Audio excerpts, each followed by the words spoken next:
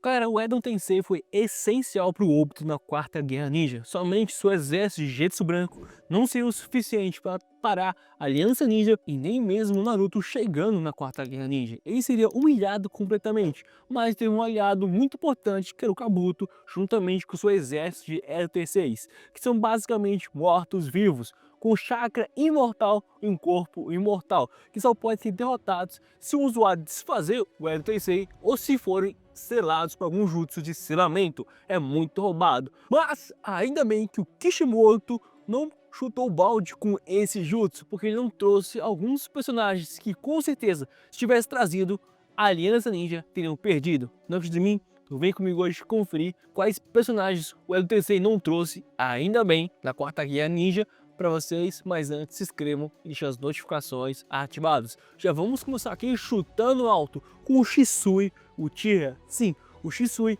é extremamente poderoso, muito insano, é um usuário do Mangekyo Sharingan desde os seus 8 anos de idade e também tem o Susanoo e simplesmente o segundo genjutsu mais poderoso da obra de Naruto, só perdendo para o Tsukuyomi Infinito. Eu estou falando do Kotoatsukami, que basicamente consegue manipular um usuário sem mesmo ele saber. Imagine o Shisui com corpo imortal e com chakra infinito e podendo usar esse genjutsu quando ele quiser. Ele seria imbatível no campo de batalha. Seria muito difícil ele perder para alguém. Fora que também era conhecido como ninja teleportador por ser incrivelmente rápido.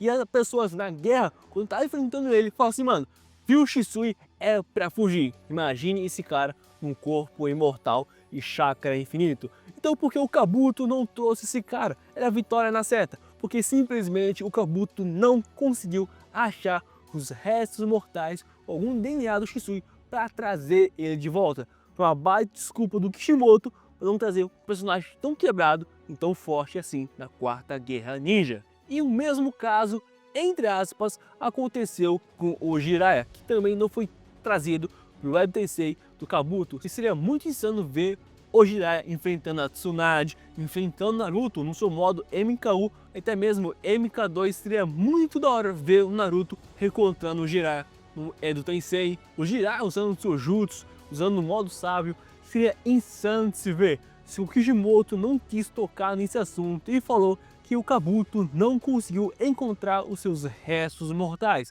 Só que, tipo, isso caiu por terra em Boruto, já que o Kashinkoji é um clone criado pelo Amado a partir do DNA do Jiraiya.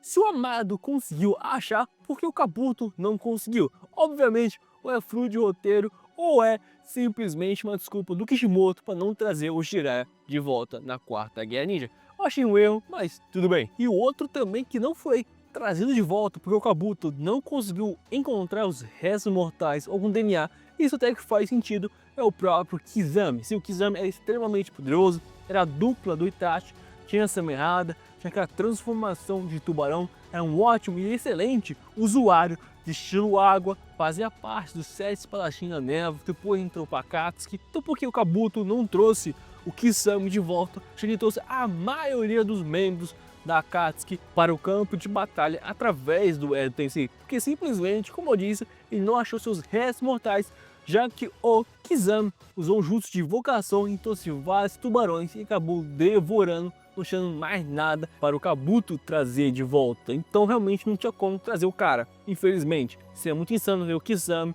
e o Itachi se reencontrando do Edo Tensei.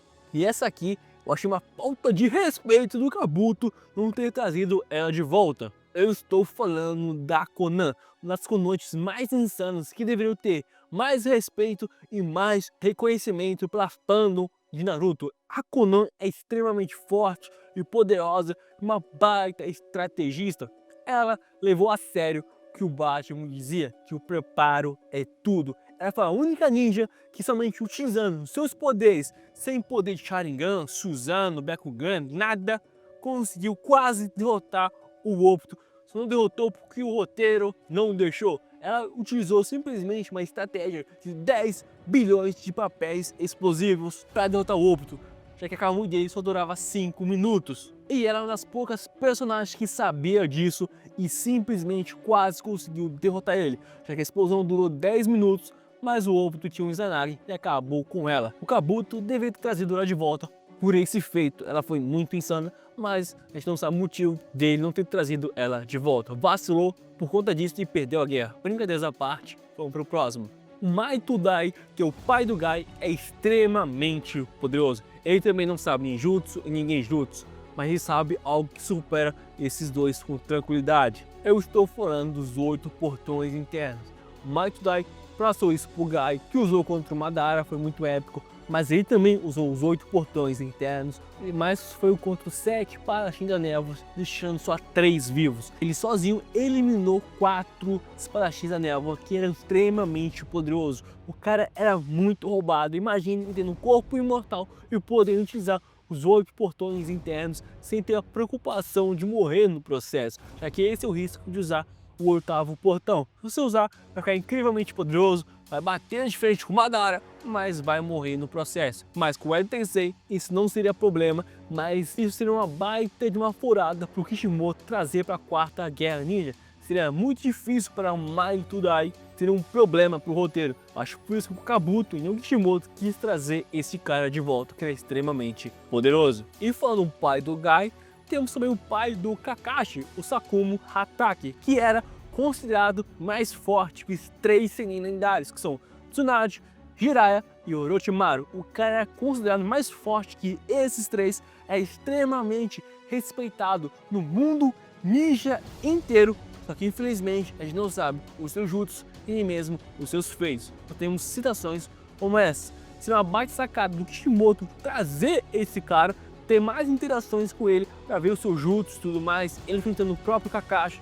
Quem venceria no X1, no Kishimoto, a gente não sabe o porquê não quis trazer esse cara na 4ª Guerra Ninja. Seria muito insano ver um cara que na época era considerado mais forte que os 3 Sennin lendários. Seria épico pra caramba, mas o Kishimoto acho que esqueceu que tinha esse cara, infelizmente. Vida que segue. Igual também o pai do Itachi e o pai do Sasuke, o Fukaku Uchiha, que era considerado um forte candidato para ser o 4º Hokage de Konoha, só acabou perdendo para o Minato, mas os feitos da 3ª Guerra Ninja não tão insanos, que até mesmo Konoha, que já era tratado com o clã Uchiha, estava considerando Uchiha para posto de 4º Hokage. Olha o nível do cara ser considerado Hokage mesmo sendo Uchiha. E também, infelizmente, o Kishimoto não quis trazer esse cara para o campo de batalha. A gente não sabe o porquê. A gente sabe que o seu Mangekyo Sharingan é o suficiente para controlar a Kurama.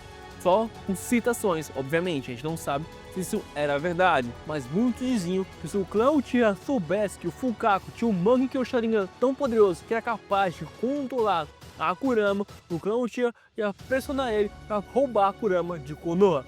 Olha o nível do cara, além de ter feitos insanos na 3ª Guerra Ninja e ser considerado um 4º Hokage, ele tinha força suficiente para controlar uma Biju. Imagina o Susanoo, Amaterasu, Genjutsu desse cara. Seria muito épico do Kishimoto trazer esse cara de volta na 4ª Guerra Ninja, se deparando com Itachi, se deparando com o próprio Sasuke. Seria épico, mas o Kishimoto infelizmente não quis aproveitar essa oportunidade. DNA tinha, igual também outro Uchiha, 2 na verdade. Vamos começar por um aqui, o Kagami Uchiha, que é extremamente leal a Konoha e muito amigo do Tobirama.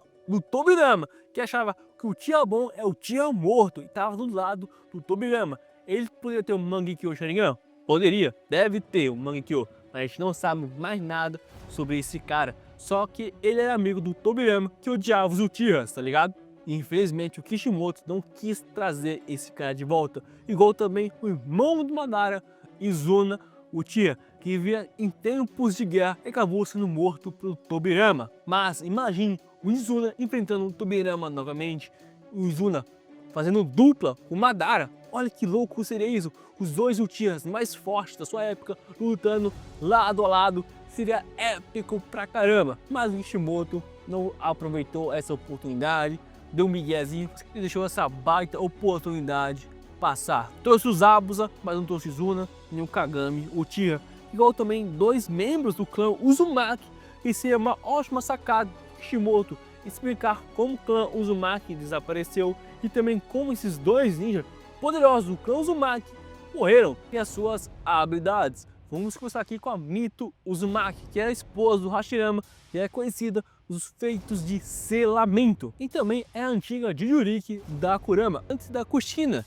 Só que o Kishimoto trouxe o Hashirama de volta, mas não trouxe a sua esposa, que poderia falar qual era a sua filha e também o filho que era mãe ou pai da Tsunade. E poderia resolver esse grande mistério que até hoje a gente nunca sabe também que quem são os pais da Tsunade, já que ela é neta do Hashirama, mas quem é o pai? Quem é a mãe? A gente não sabe. Kishimoto vacilou, também vacilou em não ter trazido o Ashina Uzumaki, que era considerado igual ao Hashirama e ao Madara da sua época, por causa também dos seus feitos e jutsus de selamento. O clã Uzumaki era perito nisso, de selamento, tanto que o próprio Minato aprendeu aquele Fujikujin do Shinigami da morte com o clã Uzumaki. Imagina um cara que era perito nisso, o Ashina Uzumaki, que era muito respeitado na época do Hashirama e do Madara. Isso é feito para poucos. Imagine ser comparado a Madara e Hashirama na sua época de guerra. Era brutal essa época. Esse cara foi esquecido pelo Kishimoto.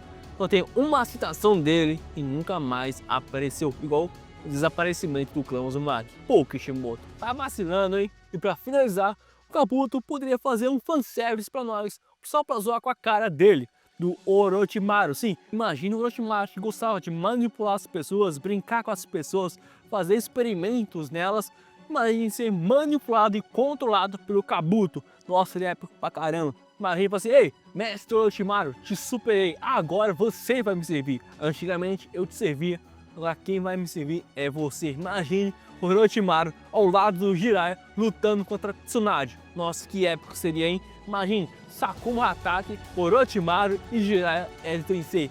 Com estrago esses caras fariam na Quarta Guerra Ninja. Mano, seria épico pra caramba e seria muito roubado. Obviamente o Kishimoto tinha outros planos com o Orochimaru, quer trazer ele de volta à vida, trazer os 4 Kages, mas galera, seria muito épico ter esses personagens. Infelizmente, o Kishimoto não trouxe de volta, porque se tivesse trazido, com certeza a vitória seria do Obito e do Kabuto. E aí, curtiu essa lista e quer ver mais como essa? Se inscrevam aqui na Central Nerd, vamos trazer mais conteúdos como esse pra vocês. Tamo junto, galera, e valeu!